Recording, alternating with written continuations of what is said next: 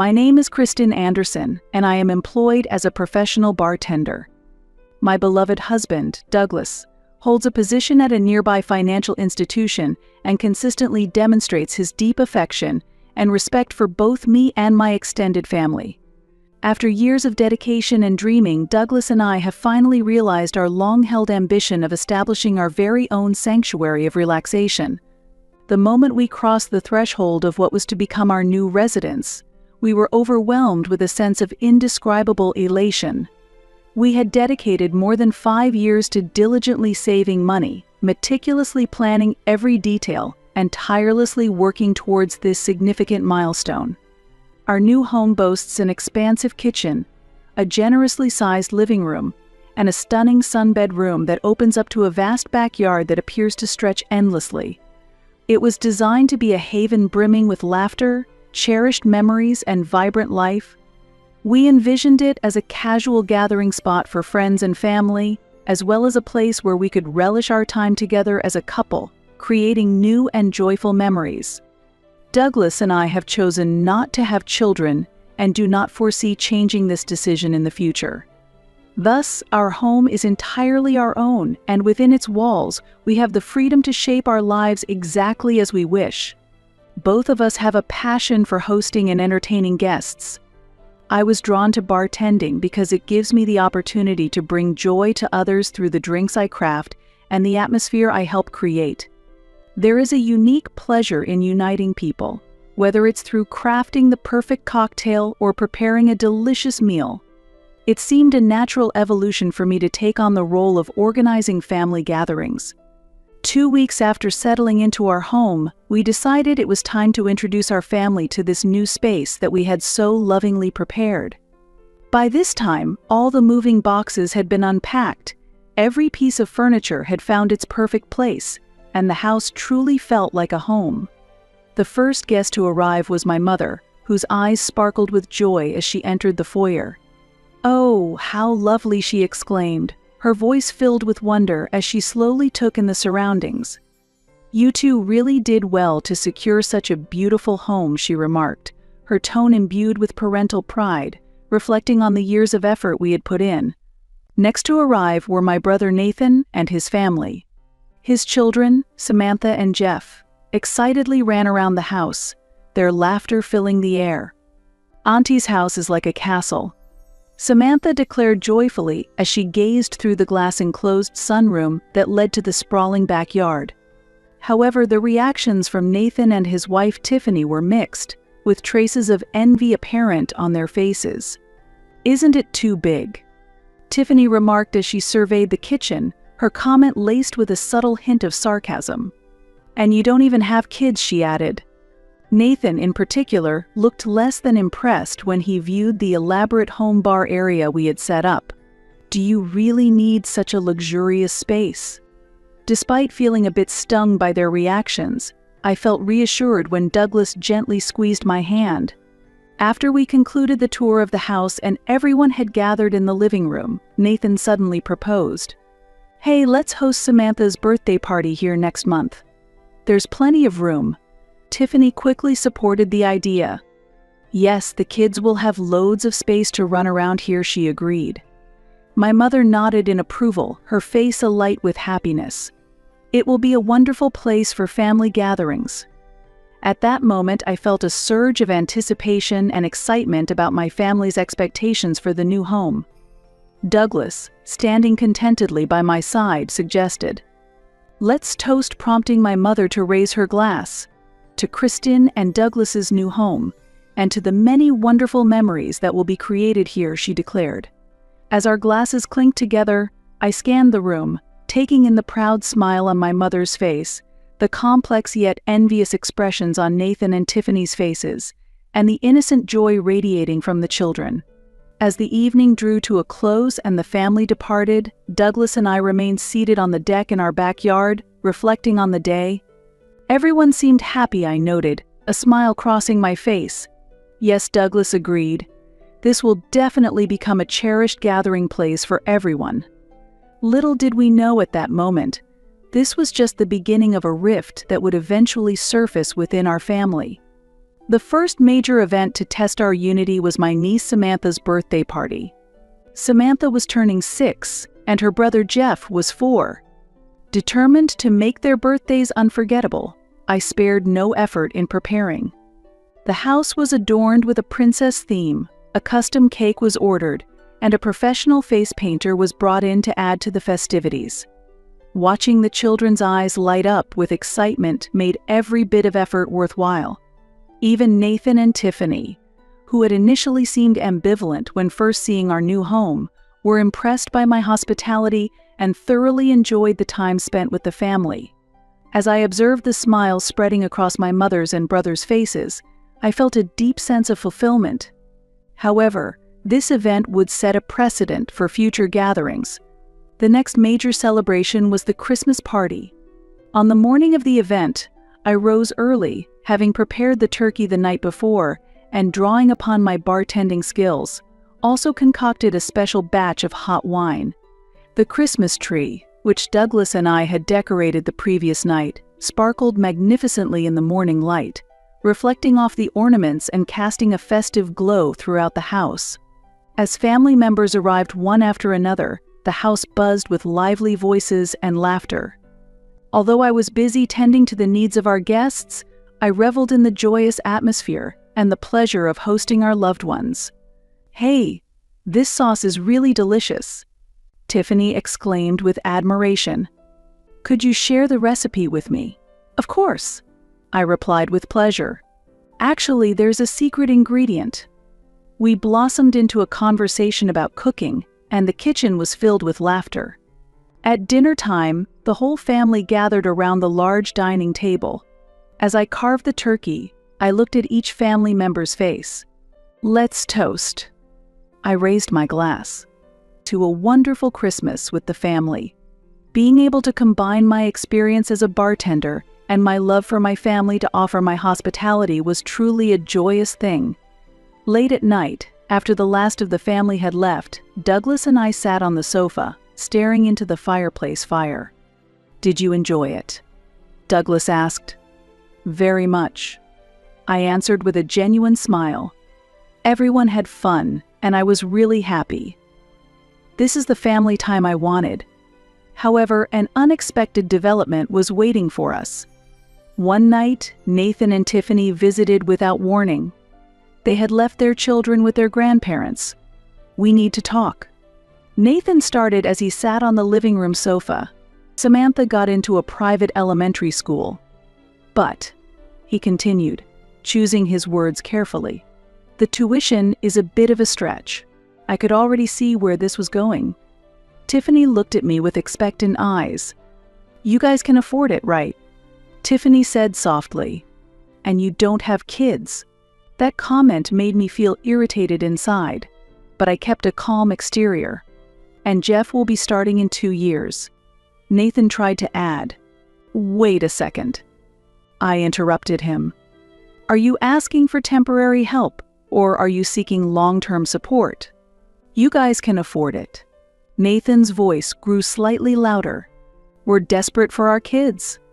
The house mortgage, living expenses." "I understand." "Give me a moment to think," I said. After Nathan and Tiffany left that evening, I stood in the kitchen for a long time. The moonlight illuminated the garden outside the window, and the conversation kept swirling in my head. "Hey," Douglas's voice came from behind. "Are you okay?" "I don't know," I answered honestly. Their tone and attitude, as if it were a given. I paused, struggling for words, and Douglas silently offered me a cup of coffee. Douglas slowly nodded. "Yes, but," he paused, choosing his words. "When you think about the kids, it's hard to do nothing." Those words moved something inside me. Eventually, we decided to help out for the sake of the children. And since that Christmas party, our home had become the default gathering place for the family. Easter, Thanksgiving, Independence Day on July 4th, and everyone's birthdays. A glance at the calendar showed our house booked for event after event. Initially, I truly enjoyed it. Remembering the glowing faces of the children at Samantha's birthday party, I got creative with decorations. Remembering how happy my mother was at the Christmas party, I sought out even better ingredients. I applied my bartending experience to crafting cocktails and cooked up seasonal dishes with creativity. For Spring's Easter, I planned an egg hunt in the backyard, and for Thanksgiving, I prepared numerous side dishes with my own twist in addition to the traditional turkey. However, gradually the burden became heavier. Each party required hundreds of dollars in expenses for food, drinks, decorations, and sometimes even rental equipment, all on us. While there were offers of help from family, these were limited to simple tasks on the day, with no discussions of sharing the costs. Especially tough was the cleanup. After a large gathering, the house looked like a battlefield. Initially, Douglas and I cleaned up ourselves. But as we both accumulated fatigue from weekday chores and weekend party preparations, we eventually had to hire a cleaning service. As the costs accumulated, they began to strain our household finances. By the end of the year, Douglas and my life had become completely dominated by party preparations and cleanup. Friday nights were spent shopping and preparing, Saturdays from morning to late night were for managing the party, and Sundays were for cleaning up. Even weekdays were consumed with planning and preparing for the next event. Gradually, we lost the time we once had to watch movies together or enjoy leisurely weekend breakfasts. Then, everything changed as Samantha's 7th birthday approached. One evening, Nathan called. "Count on us for this year too. Samantha has been talking about last year's party nonstop." His words filled me with deep frustration. It was as if hosting was taken for granted, without any consideration for our time, effort, or financial burden. After hanging up, I closed my eyes wearily. Seeing this, Douglas quietly sat down next to me on the sofa and handed me a coffee. "Another party request?" he asked. "Yes," I answered with a sigh. "It's Samantha's birthday. I need to start shopping this weekend if I think about the preparations." "Your cookbook," Douglas said, looking at the bookshelf. "It's gathering quite a bit of dust." Surprised, I looked at the bookshelf. Indeed, the cookbooks I cherished were now covered in dust. "Lately, I haven't even had time to read my cookbooks," I remarked. That casual comment seemed to symbolize our situation. The parties, started for the sake of family, had gradually begun to erode our lives. "By the way," Douglas continued, "what about the trip we planned last summer?" "Oh, that," I faltered for words. We had made plans, but party after party came up, and the trip had faded from discussion. Douglas looked out the window and said quietly, "Honey, this can't go on. Where has our life gone?" His words hit me like a stone thrown into a frozen lake, resonating deeply within my heart. I couldn't even remember when our last dinner alone on a weekend was. The mornings spent leisurely drinking coffee on holidays had become a distant memory. "You and I," Douglas said gently, taking my hand. "What dreams did we talk about when we bought this house?" Tears welled up in my eyes. Creating dishes and cocktails together in this kitchen, building a herb garden in the backyard, hosting casual brunch parties with friends on weekends. Those days we spent dreaming together vividly returned to my mind. "Kristen, I've realized," Douglas continued, "at recent family gatherings I haven't seen you truly smile. You smile to please everyone, but your genuine, radiant smile has disappeared." His words quietly but firmly echoed inside me. "We need to change," I murmured softly. "Yes," Douglas nodded. "But you don't have to bear it alone. Let's think about this together. Let's take back our life." Indeed, while our dream was to provide a gathering place for family, it was never meant to take over our entire lives. And so, for this upcoming birthday party for Samantha, I decided not to prepare anything. Without notifying the family in advance, I awaited the day. On the day of the party, family members began to arrive one by one. Entering a house without festive decorations, a custom cake, or any entertainment, Their expressions gradually changed from confusion to anger. "Hey, what's going on?" Nathan demanded harshly. "There's no preparation at all," I answered calmly.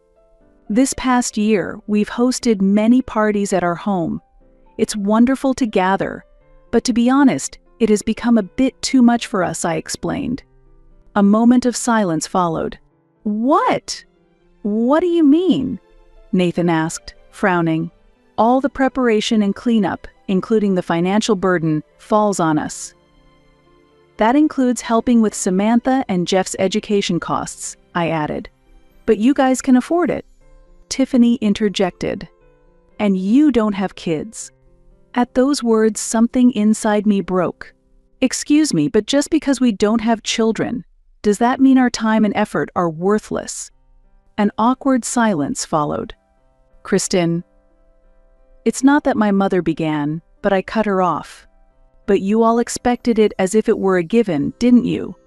And the financial help for education costs, I'm planning to end it this month." "What?" Nathan's voice trembled with anger. "Think of the children. Children are important, but so is our life. We can't continue to bear all the burdens," I replied. Nathan exploded in anger, accusing me of being selfish and cold. Tiffany and Samantha started crying. Kristen, my mother, said sternly, "What do you mean by welcoming the family without any preparations? Do you realize what you've done by making Samantha cry?" I took a deep breath. "Yes, I understand." "But do you understand, Mother? Do you realize how much burden we've been forced to bear?" "A burden." My mother's voice grew even louder. "Is it so hard to open your home for the family? You have plenty of room, and you don't even have children." "That's exactly it," I interrupted. "Why does not having children mean we have to provide unlimited time and money and carry all the expenses?" Douglas added quietly, yet firmly, "We would like a refund for the full amount." "What?" My mother stood up, shocked. Nathan leaned forward aggressively from his chair. "You must be joking. Is it really a joke?" I pulled a piece of paper from my purse. "This is a list of family event expenses from last year. Cleaning fees, meal costs, decorations, everything's recorded. It totals over $12,000. My mother and Nathan were speechless. Tiffany turned her face away. "We've put our time as a couple and even our vacation plans on hold for all of this. But we've reached our limit." A long silence ensued. Gradually, my mother's expression began to change. $12,000, she murmured quietly. "That much." "Mother," I continued calmly, "remember how it was when Grandma was alive? How did we handle family events?" My mother looked down, pondering. "Well, it was by turns. Sometimes we even went out to eat. So why is it only on us now?" My mother sighed deeply. Her expression slowly lost its anger. Then she did something unexpected. "Let's stop here for today," she said quietly but firmly. "Kristen has a point. We've been relying too much on them. Let's calm down and talk about this later." Her words changed the atmosphere of the room. While Nathan's anger did not subside, my mother's intervention prevented a complete breakdown. However, this incident was the beginning of a necessary change. Over the next few days, the family's relationship hung in a delicate balance. At my mother's suggestion, a family meeting was later scheduled, with her taking the role of moderator. "First, I want to apologize to Kristen and Douglas," my mother began. "We've taken their kindness for granted." Nathan still looked sullen but listened silently. "Going forward, we will rotate responsibilities for family events. If we can't manage, using restaurants or rental venues is also a good option. About the expenses so far. You'll refund them, right?" I asked my mother. "That is. Please refund $500 each month," I suggested. "Okay." My mother agreed reluctantly. I pressed Nathan as well. "It'll take time, but I'll pay it back." These words led to more realistic discussions. Repayment plans, a rotation system for future family events, and rules for sharing costs. The discussion lasted over 3 hours. Although emotions ran high at times, new rules were eventually established. Family events will be rotated among us. Expenses for significant events will be shared by the family. Respect each family's situation and limits. The first birthday party for Samantha under the new system took a different form than before. It was smaller in scale, but every family member participated in the preparations, contributing within their capabilities. My mother handled the decorations, and Tiffany prepared homemade cupcakes. As usual, I was in charge of the drinks and some simple finger foods. Nathan, though still showing some dissatisfaction, took on the responsibility of setting up and cleaning up the venue. Initially, the children were puzzled by the less extravagant party, but they quickly began to enjoy themselves within the warm atmosphere created by everyone's collaborative efforts. "Hey, Auntie." Samantha came up to me during the party. "Today's party is really fun. It's kind of nice doing things together." Her words unexpectedly warmed my heart. A child's genuine feedback seemed to affirm that our decision was right. That evening, after the party had ended, I sat down on the sofa. I was tired, but it was a good kind of tired, different from before.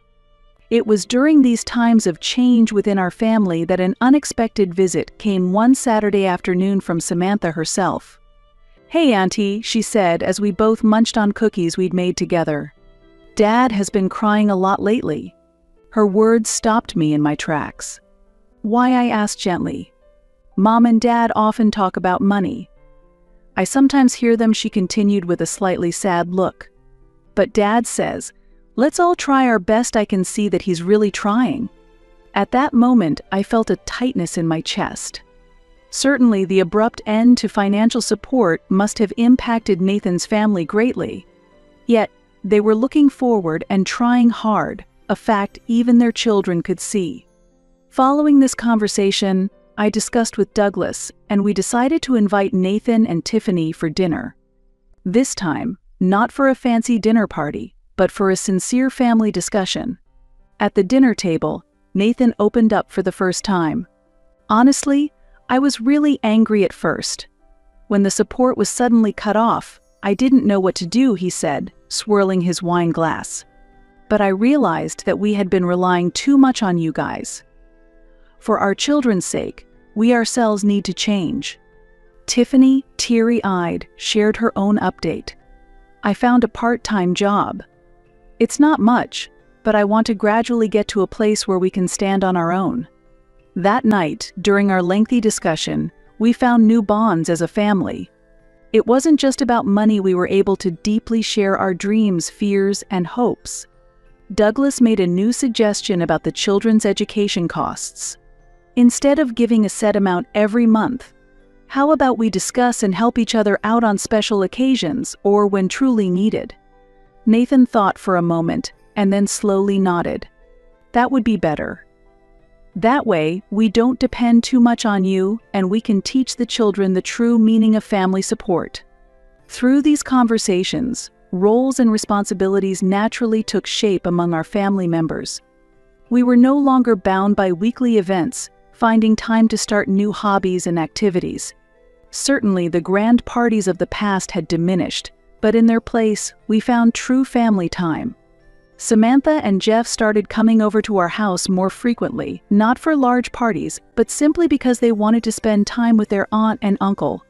"Hey, Auntie," Samantha said recently while baking cookies. "I enjoyed the big parties before, but making cookies like this together is fun too." Her straightforward words made me realize anew that what truly matters is not the scale or the spectacle, but the quality of time spent together. Now, our family gatherings are filled with genuine joy.